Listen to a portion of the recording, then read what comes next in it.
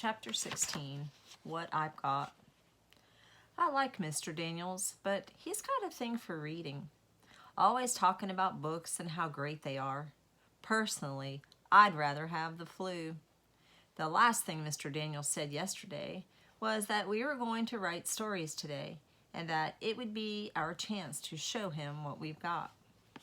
The only thing I've got is a plan with a big piece of cloth and a safety pin. My writing arm hangs in a sling.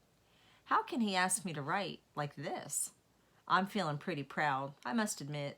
All I have to do is remember not to move it. I wish it really did hurt. It'd be easier. He sees me when I walk in, and it isn't long before he comes over to ask me what has happened.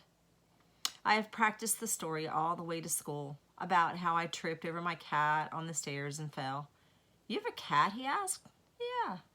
He nods. Then he glances down at my sling. Is it a new cat? No, we've had the cat forever.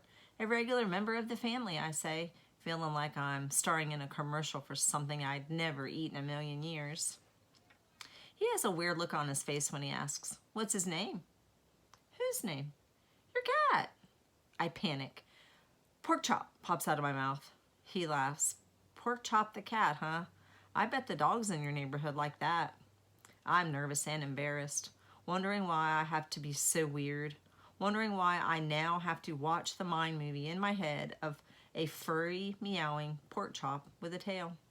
But when the rest of the class sits down to do their writing assignments, he says, I can read a book.